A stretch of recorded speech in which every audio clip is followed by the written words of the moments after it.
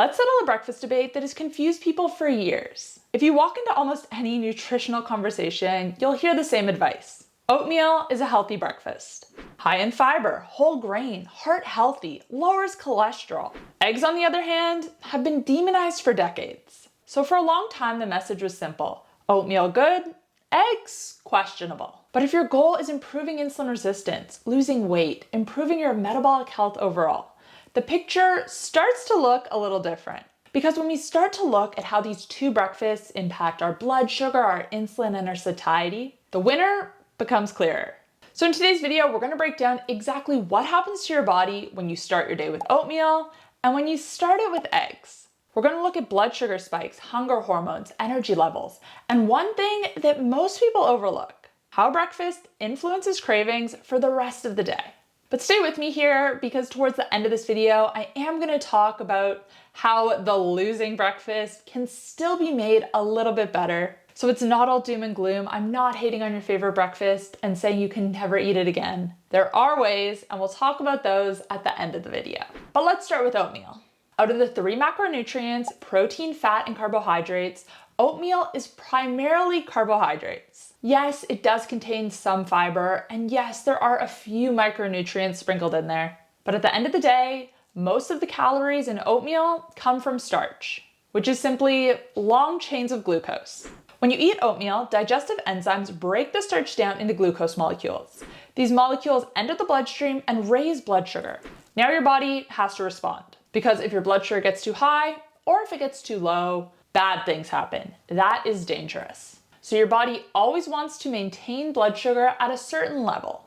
In response, the pancreas releases insulin so that glucose can move into your cells for energy or be stored.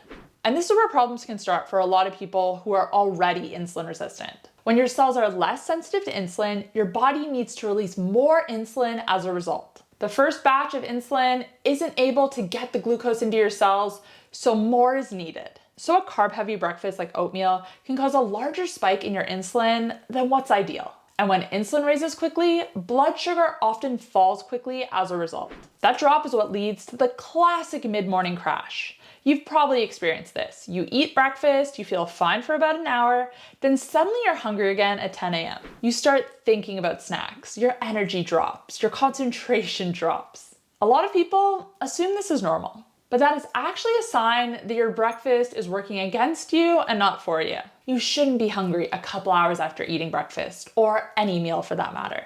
Ideally, a meal should get you at least 5 hours before you start to hear your stomach grumble.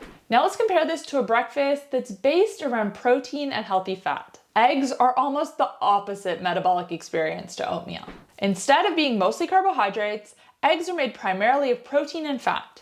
Protein and fat have a very different effect on blood sugar. They're digested slowly. They're not immediately converted into glucose. They don't cause your blood sugar to go up at all. And protein in particular actually stimulates hormones that help to control hunger. One of those hormones is GLP-1. You've probably heard of GLP-1 because many weight loss medications are designed to mimic it. But your body naturally produces GLP-1 when you eat protein-rich foods. GLP-1 signals fullness to the brain. It slows down stomach emptying, and it helps to stabilize your blood sugar levels. In other words, protein and fat-rich meals help your metabolism to stay stable instead of bouncing up and down. This is why people who eat protein-based breakfasts often notice something interesting.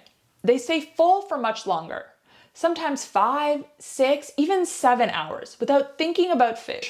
And that stable energy curve is exactly what we want when we're trying to improve insulin sensitivity. Because every blood sugar spike requires insulin to process. And repeated insulin spikes throughout the day can reinforce insulin resistance and make it progress over time. So starting your day with protein gives your metabolism a smoother start. But here's where things get really interesting. When researchers compare high protein breakfasts to high carbohydrate breakfasts, the differences extend far beyond blood sugar. Breakfast sets the metabolic tone for the day. If your first meal creates a large spike in your blood sugar, that sets off a chain reaction of cravings. Your brain becomes more sensitive to quick energy sources. You feel hungrier sooner. You start thinking about snacks earlier. But when breakfast is rich in protein, something different happens. Protein has the highest satiety score of any macronutrient. This means calorie for calorie, it keeps you fuller for longer. And it also has the highest thermic effect of food. Your body burns more energy digesting protein than it does digesting carbohydrates or fat. So a protein-rich breakfast doesn't just keep you fuller for longer. It actually increases the amount of calories you burn during digestion. And this combination is one of the reasons why high-protein breakfasts are so effective for people trying to lose weight, improve their metabolic health, and reverse insulin resistance. And eggs are one of the simplest protein options available. They contain all 9 essential amino acids. They're rich in choline, which supports brain health.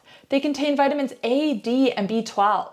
And they provide high-quality protein without carbohydrates. But I know there's something else you're probably wondering. Isn't oatmeal high in fiber? Doesn't that help to blunt the blood sugar response? And this is where we need to look at what actually happens in real life. Yes, fiber does slow digestion, but it only does that to a certain degree. It doesn't completely eliminate the glucose load from the starch. A bowl of oatmeal often contains about 30 to 40 grams of carbohydrates. For someone with insulin resistance, that amount of carbs can still create a noticeable blood sugar rise. Because think about it, those carbohydrates are broken down into sugar, and that sugar enters your bloodstream. Your body tries to keep your blood sugar around 4 grams at any given time. So if you consume 40 grams, that sugar, it's going somewhere. It's going into your bloodstream. Fiber doesn't just make those carbohydrates disappear. And the spike is especially high when we eat it on an empty stomach, at breakfast, or when we eat it alone. And it's even worse if we combine it with other high carb and high sugar foods. Honey, fruit, maple syrup. This is how most people are eating it. So what starts as a bowl of whole grains becomes a high glycemic breakfast very quickly.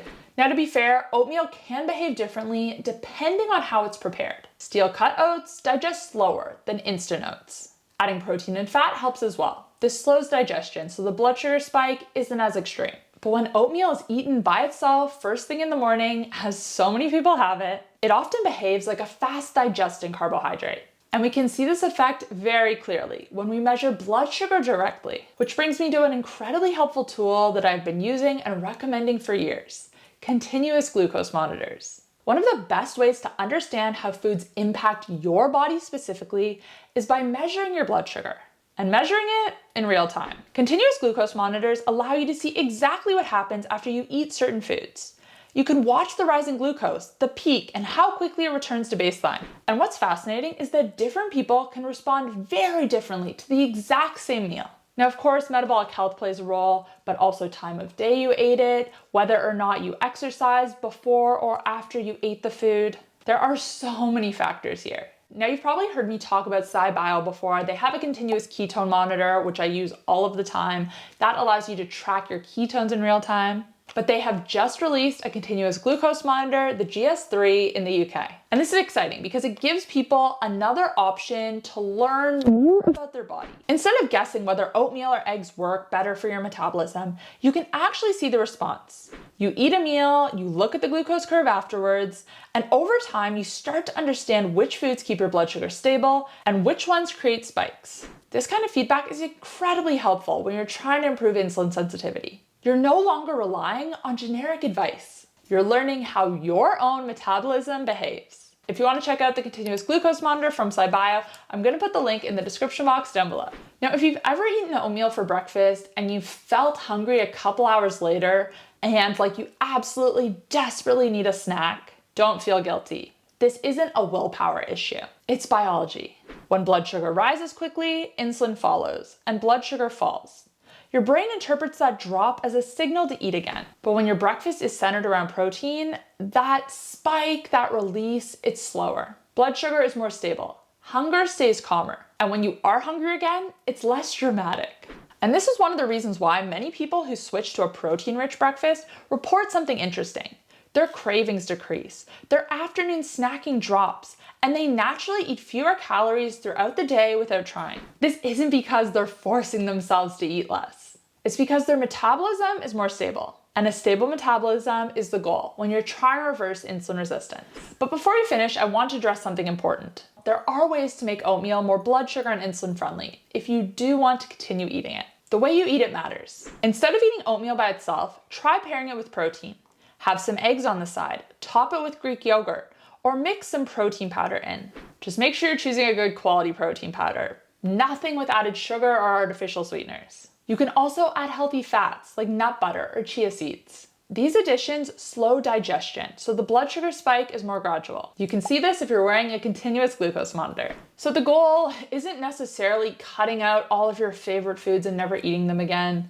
We're trying to build small habits here. There are always better and worse choices you can make. You don't need to have the perfect diet and maintain the perfect diet to see results. Small changes add up. So if you really don't want to take oatmeal out of your diet, just eat it in a smart way. So when we compare oatmeal and eggs for blood sugar response and insulin resistance, eggs usually come out on top. They provide high quality protein, they stimulate satiety hormones, they keep blood sugar more stable, and they help to reduce the likelihood of mid-morning hunger crashes. And oatmeal, on the other hand, it needs to be eaten in the right way. The bigger message here is that breakfast composition matters. The first meal of the day can either stabilize your metabolism or start a cycle of blood sugar spikes and crashes. And when your goal is improving insulin sensitivity, that stability matters. And if you're curious about how certain breakfasts or specific foods impact your body, I highly recommend trying out a continuous glucose monitor. Each monitor lasts for 2 weeks, so even if you just wear it for those 2 weeks, you can learn a lot.